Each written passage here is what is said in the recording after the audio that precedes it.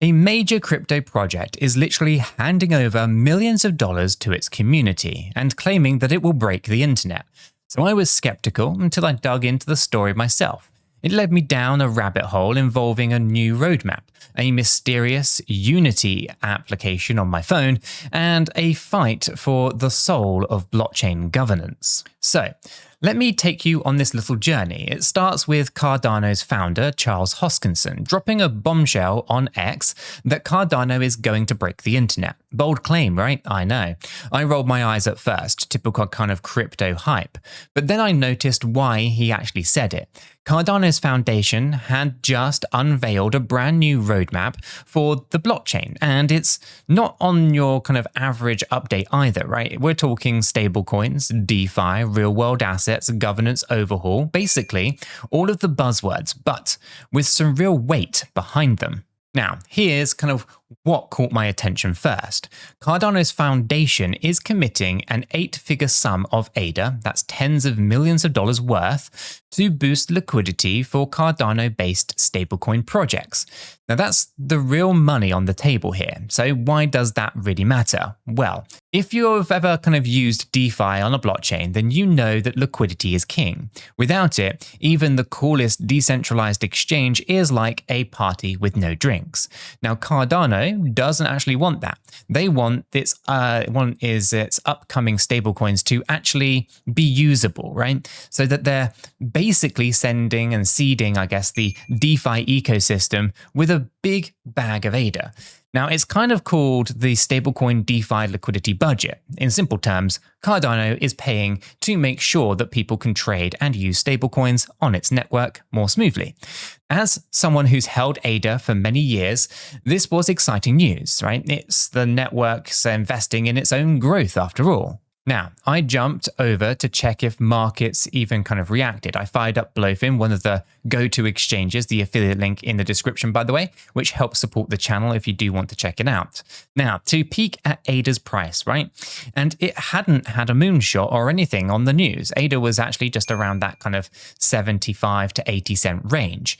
And that's kind of fair, right? These developments are long-term plays. They are not get-rich-quick pumps. But still, seeing the foundation deploy capital like this was a big green flag to me. They're putting skin in the game. And that was just the beginning.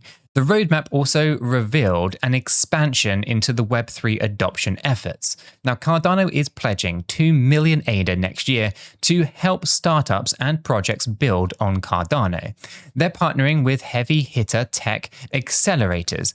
Think Draper University, Techstars, to incubate new ideas. Now, this isn't just theoretical. It means that if you're a developer with a cool Cardano project, there might be funding and support just waiting for you. They even plan to launch $10 million worth of real-world asset RWAs on Cardano in a trial run, basically tokenizing things from the real world. Now, we've heard the real-world asset talk across the crypto lately, but seeing Cardano actually allocate money and partners like Members Capital for RWA, and even working on the new kind of X402 payments framework, gives it more credibility. It's kind of like they're saying, we're done waiting. Let's bring real assets and businesses onto this chain. Now, by this point, I'm intrigued. Cardano is historically known for moving cautiously. Some say maybe slowly. But here they are actually throwing money around to speed things up. Yet the biggest twist was not in dollars or the tech. It was actually in the governance, right? And this is kind of where the story gets really interesting. Trust me here, it affects more than just Cardano. Now, Cardano's community has a say in its development through a system of DReps. These are delegated representatives. And if you're not familiar, think of DReps as elected community members who vote on proposals on behalf of other people. Now, you can hold ADA, but you don't want to vote on every little kind of thing, right? So you delegate your vote to a DRep who does the homework and votes on your behalf. It's kind of like a crypto democracy, and Cardano's been experimenting with it as part of its kind of governance model, right? Project Catalyst and so on.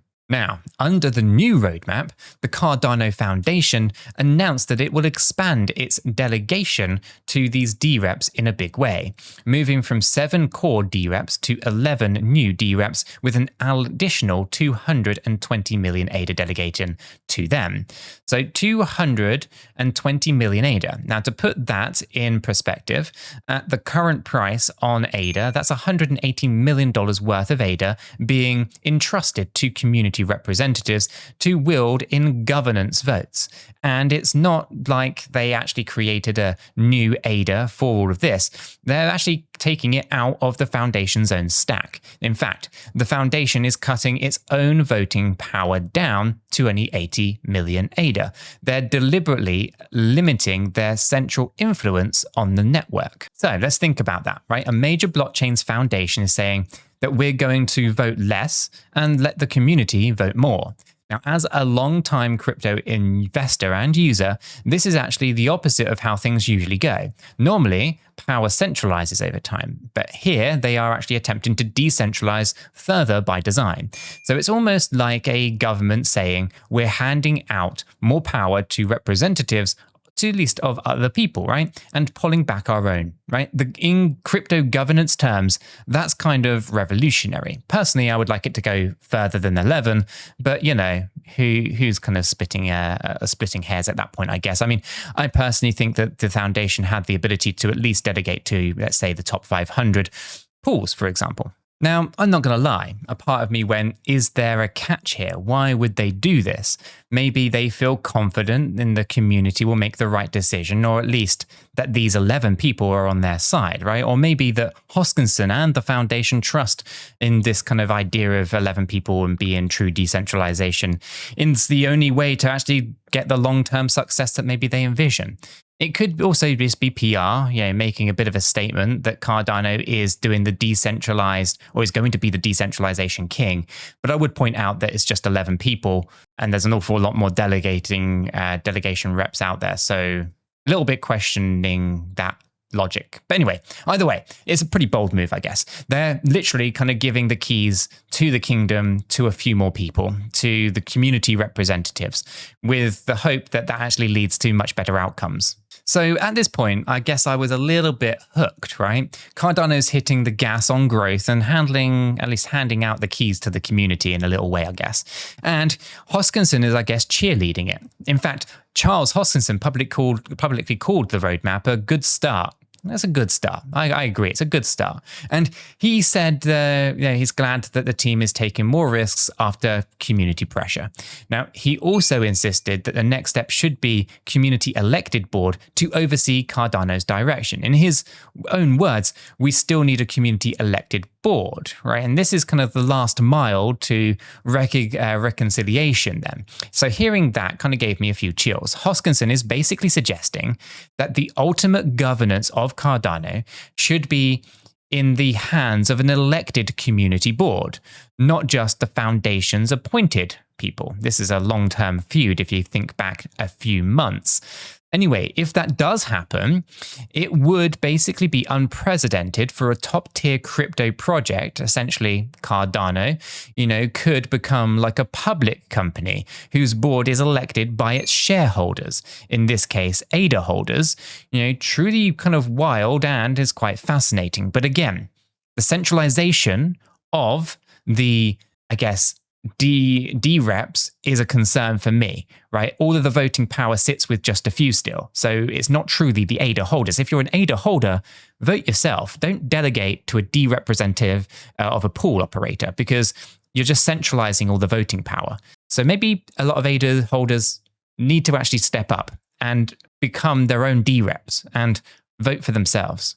Now, before I go any further here, here's a quick reality check, because this might just shock you, but I'm not a financial advisor, and nothing in this video is financial advice.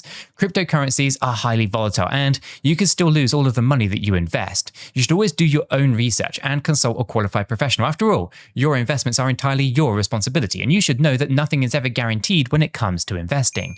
Neither I, this channel, nor YouTube are liable for any losses, and this video is for entertainment and educational purposes only. All right, disclaimer done.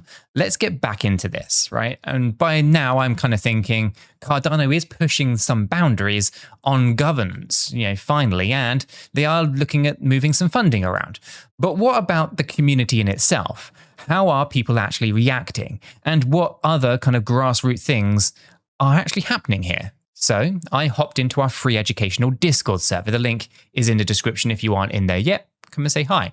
And I wanted to see what real people were actually talking about and saying about all of this, right? And the reactions were a little bit all over the place. Some people were like, finally, Cardano is walking the walk, decentralization for the win.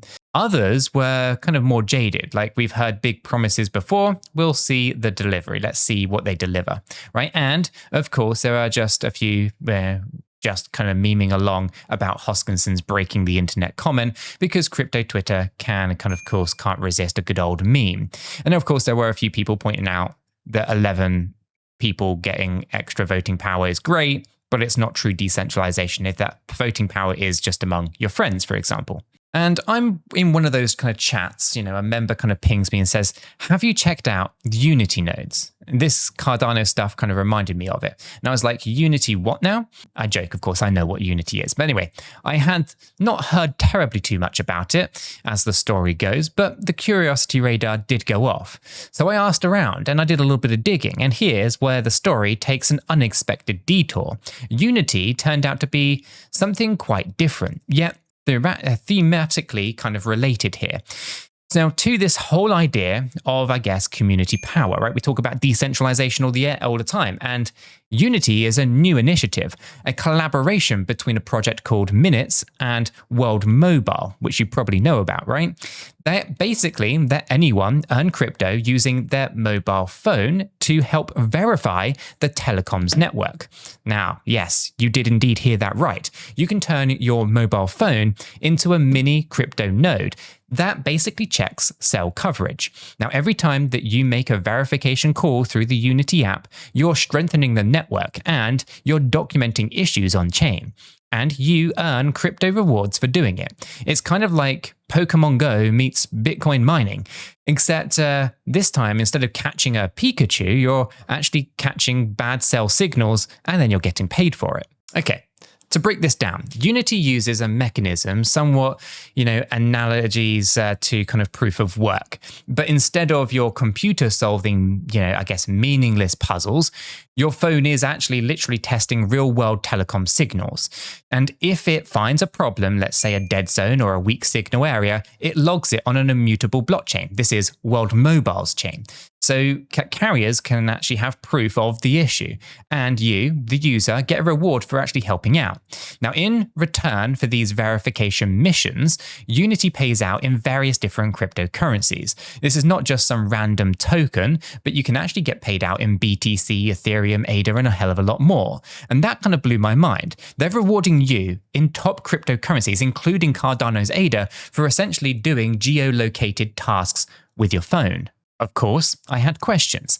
How do you become a Unity node operator? Can anyone just jump on in? Is this where it kind of gets a little bit more exclusive then? Because Unity nodes are, limited in number, at least they are at the point of recording, and they're not free, right? In fact, they launched a fixed supply of these node licenses, right? And each costs around a few $1,000s. So think around $5,000. Basically, you buy a Unity node as an NFT that represents your stake in the network. Now, each node NFT comes with 200 sub-licenses that you can use on devices or even lease them out to other people. So theoretically, one Unity node owner could operate up to 200 mobile phones, right? Theirs or even others, running the Unity app under their umbrella. Now, the node owner and the phone operators then split the rewards. It's programmable via smart contracts, how that split works. Now, it's like you become the mini telecoms entrepreneur. You invest in a node, distribute the licenses, and earn from people's activity. Now, Unity even included a whole chunk of minutes, that's MNTX tokens, and World Mobile tokens, the WMTX tokens, with each node purchase to bootstrap things. And those, they stayed locked for 2 years. Now, I know this sounds just a bit too good to be true or a bit gimmicky, right? And trust me here, I'm always wary when I hear earn dollars with your phone, right? But seeing World Mobile involved kind of lent it, I guess, a lot of credibility. World Mobile, if you don't know, is a prominent project in Cardano's ecosystem that's gone multi-chain, aiming to provide decentralized internet via blockchain and physical nodes like balloons and antennas. Now, Unity ties into that vision by focusing on verifying existing telecom networks. Now, the idea of regular people helping audit the telecoms infrastructure and getting paid for it is pretty new. Normally, telecoms companies pay their own engineers or use internal systems to find kind of coverage gaps. But Unity crowdsources that job to crypto enthusiasts with smartphones. So I theoretically decided to try explaining this to a friend to see if it made any sense. So I say, imagine Verizon, maybe AT&T, lets us kind of hunt down dead zones and pays us in Bitcoin for every bad signal that we find. I told him. His eyes kind of lit up, right? I'd actually do that. It sounds like a scavenger hunt that pays, and that's exactly it, right? It's weirdly appealing, right? It's a mix of kind of altruism, improving networks, gamification, and profit kind of motive. Now, you're probably thinking, why on earth am I bringing up Unity nodes in this Cardano story? And it's because it actually fits with the much bigger picture of what I think is happening here. Crypto communities are taking charge, not just in governance votes, but even in building and running pieces of infrastructure. Now, Cardano's pushing power to DReps and calling for a community board to steer the project. Unity is pushing for network maintenance out of everyday users rather than just corporations. Both are about decentralization, but not just in the kind of run a node in your basement way that we usually hear about. It's deeper than that. It's about ordinary people having a stake, whether it's decision making or in the very networks that we run our digital lives on. So this kind of got me reflecting. We always kind of champion decentralization in crypto, but often it's kind of lip service, right? Many blockchains are technically decentralized, yet have a small group calling the shots, which is why I have a problem with, the foundation going from 7 to 11, right? Because why stop at 11? Spread it much further. But anyway, use and find, and Polkadot's the same example of this, by the way. It's not just a Cardano issue. You get some wealthy players that can just run big nodes, right?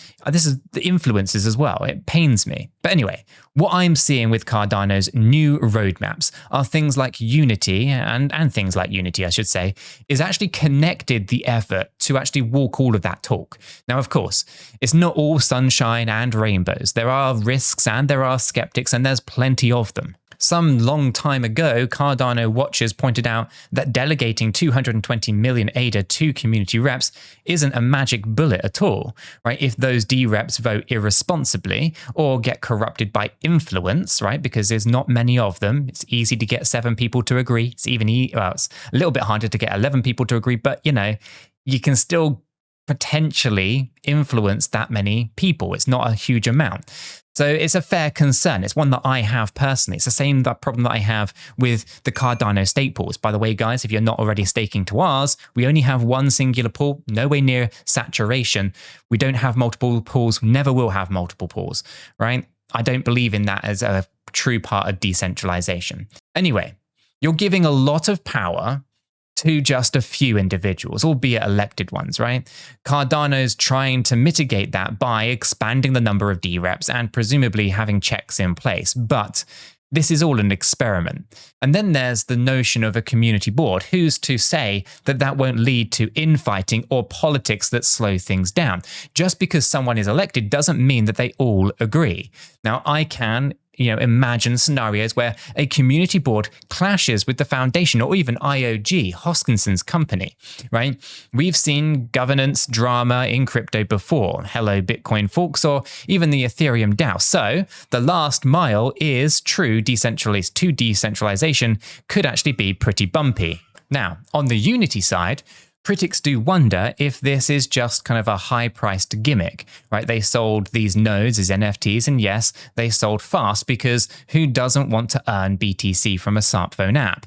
But will the actual network effect pan out? Will telecom companies embrace data from a decentralized network of users? And will the rewards be worth all of the effort for everyday people who kind of, once the initial kind of hype maybe settles down? Well, I'll tell you this, it's too early to tell any of that. The tech is promising. I even, had a look at their website. And by the way, if you want more information about all of this, you can find the link to the Unity nodes in the description to do your own research. However, let's entertain the upside scenario here for a minute. If Cardano approach works, then a year from now, we could actually have a vibrant Cardano DeFi scene with deep stablecoin liquidity, thanks to that ADA injection. We can have new startups flourishing, helped by that venture funding, and a governance system that is maybe a little bit more democratic than it was before. Anything that maybe we've seen in the top 10, because a lot of the governance that I've seen has these kind of big centralization issues within that decentralized governance, believe it or not, because of big whales. So just imagine a community elected board, maybe guiding Cardano's future, with Charles Hoskinson, just as one voice among many. Well, it would be historic in crypto, right? Because open sourcing not just the code, but the leadership. Personally, I think a digital ID system is the only way to actually get decentralized governance. One vote, one person, verified on chain. And if Unity takes off, well, we might just see new trends of people-powered networks, right? You might hear stories of people who, at least maybe in remote areas, earning a side income by simply just running a connectivity test on their phone daily. Or maybe tech-savvy entrepreneurs in cities deploying hundreds of Unity nodes across cheap Android phones to rack in crypto, right? Effectively becoming a decentralized network operators, right? It's possible. Now, it could spur competition and innovation in telecoms like Uber did for the taxis, right? Or even a stretch maybe, but it's not impossible by any stretch of the imagination. Plus, it ties back into crypto adoption. Those people are earning BTC, Ethereum, ADA, maybe stablecoins from Unity might actually become the next wave of crypto users and advocates, all from a mobile phone application. So at this point, I had to just step back and appreciate the much bigger picture. Cardano's roadmap and Unity nodes might seem unrelated, but both tell a story about where Cardano might be heading in 2025 and beyond. Now, it's a place where communities drive the bus. It's riskier, it's messier, but it's also more resilient and inclusive, living up to at least the dream of decentralization a little bit more. Now, I did start this journey as a little skeptic. Remember? Break the internet? Sure thing, Charles. But now, I kind of get the excitement. Break the internet might be, hyperbole, but breaking the old ways of doing things, that's happening. Breaking the notion that only big companies can fund development or that only telecom giants can manage networks. Cardano and projects like Unity are chipping away at all of those notions. Now, of course, I'm going to be keeping a healthy dose of skepticism here. Maybe in a year, I'll be here telling you that Cardano's grand experiment hit a few snags. It's possible, right? Or that Unity had to change its model because it didn't scale. But right now, I'm cautiously optimistic. I'm even considering getting more involved, maybe registering as a DRep candidate myself, or, if I'm brave enough and flush enough, snagging up a Unity node and 200 licenses, if anything, is any become available for sale. I mean, I think there are still some available on their website. Now, if I do that, then you guys in Discord will probably be the first to hear about my misadventures in running a mini kind of telecoms crypto node. So, what's the takeaway here? Well, for me, it's not, at least I guess it's that crypto is growing up and it's getting more human-centric. It's not just about, tech upgrades and price charts. It's actually about the governance, which I think is broken, community, which I think is thriving, and real-world impact, right? Now, Cardano's new phase kind of amplifies all of that. And Unity Nodes does that too in its own little niche way. Now, the more that I look at it, the more that I see different projects converging on the very same idea. Give the power and some rewards to the people at the edges and see what they actually build with it. And you know what? That actually, gives me a bit of hope. In a time when crypto often kind of makes headlines for scams or regulations, or just a number go up or down, there's a story of people taking control and trying something new. Maybe that is how they break the internet, not by kind of destroying it, but actually by rebuilding it in a more decentralized way. All right. I have rambled on long enough here. Now, if you've made it this far, you are probably just as fascinated by all of this stuff as I am, or you just enjoy all of my storytelling stuff here, in which case, thank you in advance. But I'd love to hear from you guys. What do you think? Is Cardano really paving the way for a community-run blockchain? Right? Would you trust a community-elected board over a foundation? And would you ever run a crypto node on your phone for a few bucks a day, right? Let me know in the comments below or down in the Discord server. Also, one last thing. If you have enjoyed this deep dive and my personal takes on the crypto news, then you can do me a favor by hitting that like button and subscribing to the channel. I've got plenty more adventures and crypto land to share, and, I don't want you to miss any of them. So until the next time, stay curious, stay decentralized, and I'll catch you all in the next video.